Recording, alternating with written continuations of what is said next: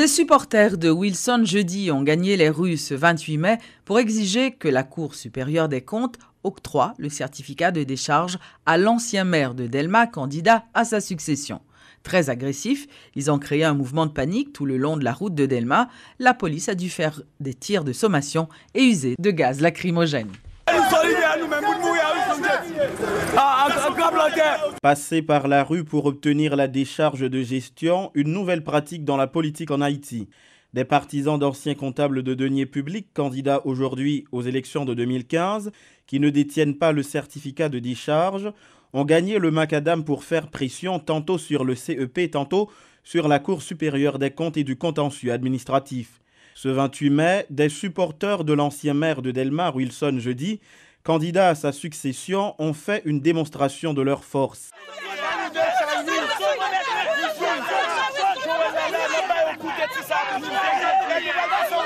À la mi-journée, ils ont bloqué une partie de l'autoroute de Delma pour réclamer des charges en faveur de M. Jeudi. Ayant jonché les rues de détritus et de grosses pierres ou de pneus enflammés, leur agressivité était palpable. Ils ont promis de récidiver.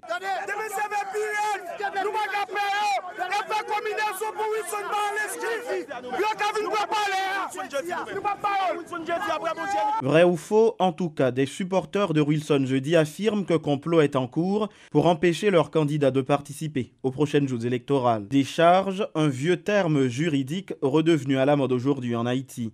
Pressentant que leurs candidats aux prochaines élections seront écartés pour ne pas avoir soumis au CEP le fameux certificat, des partisans ont choisi de descendre dans les rues. Notons que plus d'une dizaine d'aspirants chefs d'État ont vu leur candidature contestée, notamment pour défaut de décharge.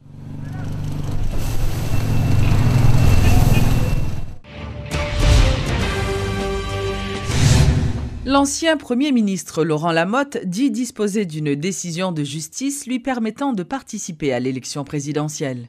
Il se dit toutefois favorable à un décret présidentiel qui permettrait aux anciens ministres de participer aux élections sans produire de décharge. Il estime que des citoyens qui ont servi honnêtement leur pays ne doivent pas être victimes du dysfonctionnement du Parlement. Donc ce n'est pas en pratiquant une politique d'exclusion que nous avons gagné une démocratie qui est solide et qui est vibrante dans le pays. C'est justement dans quitter les gens participer dans une compétition électorale avec participation ça qu'on a si peuple là d'accord, là bas les gens vote, si peuple là pas d'accord tout, là bas les gens 1% 2% parce que s'il pas aimer et candidat, le peuple haïtien toujours clair. Le peuple là toujours clair sur ça le veut. Donc moi même ça me dit dans tout ça, c'est que nous gagnons un jugement dans nous, une décision de justice et nous demander que CEP lui-même qui pas certainement au-dessus de la loi pour que les respecter décision de justice là et quitter pas pratiquer une politique d'exclusion parce que exclusion pas jamais solution. Exclusion c'est problème seulement le bail. Gagner tout option côté que président Martelly cap prend un décret pas pour Laurent Lamotte mais pour tout le monde qui n'a qu'à ça parce que nous voyons que finalement ou pas qu'à ostraciser ou pas qu'à discriminer contre pour la simple raison d'avoir servi son pays. Là, on est ministre un jour, et puis, à cause de ministre un jour, ou pas qu'à continuer à servir le pays. Donc, ça, il faut que y ait des mesures importantes qui prennent pour adresser le problème.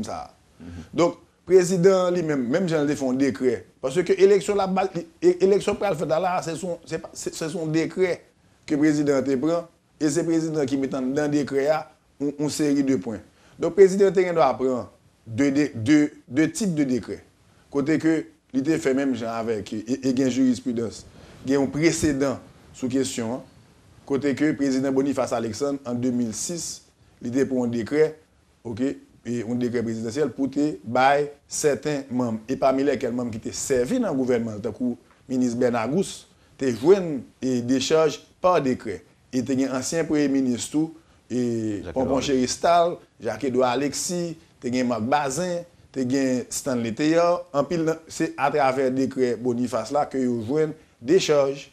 Donc, je ne dis pas, quelle est la situation? La situation, c'est que si je ne me il y a plus que 20 candidats qui ont une contestation là dans l'élection qui vient là. Il y a plusieurs là-dedans, c'est pour des charges. Et parmi lesquels, candidat plus gros parti. Donc, imaginez qu'on a une situation côté que plus gros parti a perdu candidat à cause de question ça. Ça sont questions réelles pour nous adresser. Et le président Martelly a toute provision légale pour l'adresser problème et pour le remédier à problème. Le mouvement patriotique populaire dessalinien, le MOPOD, a exprimé ce jeudi sa préoccupation devant l'environnement politique du pays et l'insécurité grandissante dans la capitale notamment. Les dirigeants du MOPOD, qui se disent prêts à prendre part aux prochaines élections, doutent toutefois de son organisation vu le climat qui règne actuellement en Haïti. Jean-André Victor et consorts ont donc lancé un appel aux acteurs concernés pour qu'ils œuvrent dans le sens de la réalisation des élections cette année. Chaque jour qui passe, on a l'impression de plus en plus gagner un complot qu'a fait pour bloquer le processus là ou bien empêcher que l'évolue correctement. Regardez l'environnement électoral là, où on nous compte une insécurité qui a monté chaque jour plus. Regardez tout. Déclaration qu'a fait ouais déclaration ça au lieu yota calmer la population au lieu que yota bail l'espoir pour consolider le processus là c'est plutôt confusion et à mettre brouillard que à mettre on a fait décharge là son tête chargée que lié et moun qui a demandé décharge c'est droit au demander décharge. Mais tout le monde a compris que Jean Bagay a passé, à parole ou attendez, ça qu'a dit, c'est des signes qui montraient que une volonté pour entraver le processus. Avec la population, pour permettre que dans le pays, il y ait une élection libre, honnête et démocratique, de façon que nous sortions dans l'instabilité politique que nous avons pour nous rentrer dans une nouvelle phase dans le pays pour nous commencer à construire stabilité politique correctement. La PNH est éligible pour participer à une mission de paix des Nations Unies. Le porte-parole de l'inspection générale a annoncé ce jeudi qu'une correspondance le confirmant avait été reçue à la direction générale de la PNH. L'inspecteur Marc Wilkens-Jean estime qu'il s'agit d'une preuve de la crédibilité que la PNH a acquis sur la scène internationale. Nous avons déjà procédé avec inscription et pour les gens qui voulaient aller participer dans la mission. Donc naturellement, ce n'est pas un automatisme une fois que nous inscrit pour aller dans la mission. Donc il y a deux niveaux d'examen. Donc il y a un examen qui est fait au niveau de la PNH et puis il y a un examen qui est fait au niveau des Nations Unies. Donc toute question de violation de la loi, on va regarder, etc. Par le screening qui est fait sur l'ensemble policier pour regarder est-ce que les gens effectivement éligible, lui-même pour y aller. La police nationale en elle-même elle est éligible, mais maintenant les gens, chaque monde va le screener pour regarder est-ce que eux-mêmes sont capables de participer dans la mission de paix des Nations Unies. Au niveau de l'inspection générale lui-même, nous avons environ 70 policiers qui inscrits déjà pour aller passer concours pour aller dans la mission de paix.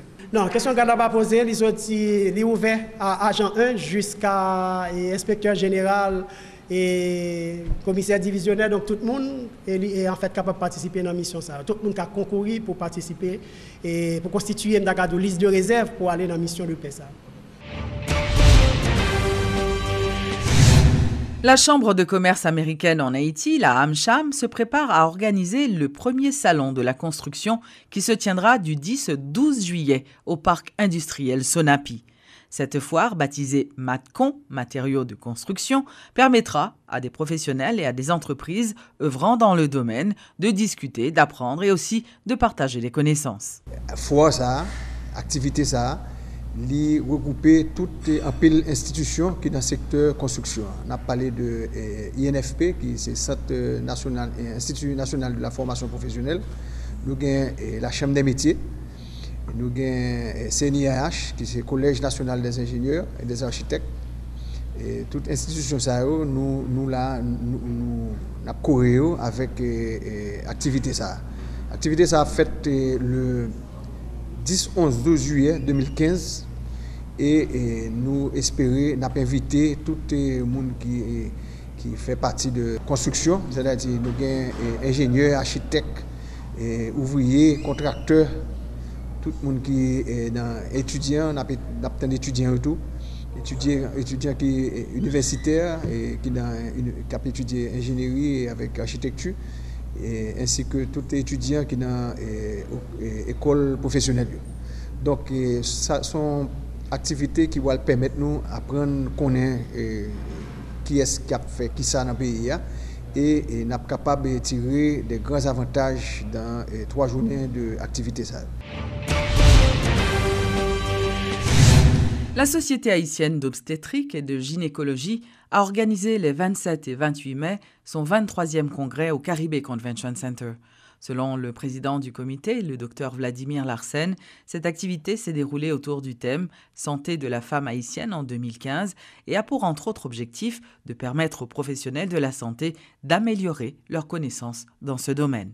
Dans le cadre objectif ça, non seulement nous gagnons des conférenciers qui en Haïti qui fait des conférences pour permettre que nous gagnions des dernières données, mais aussi nous gagnons des conférenciers qui sont à l'étranger, qu'il s'agisse des États-Unis, qu'il s'agisse de la France, qui sont avec nous dans le cadre de congrès ça pour que nous soyons capables de bailler beaucoup plus de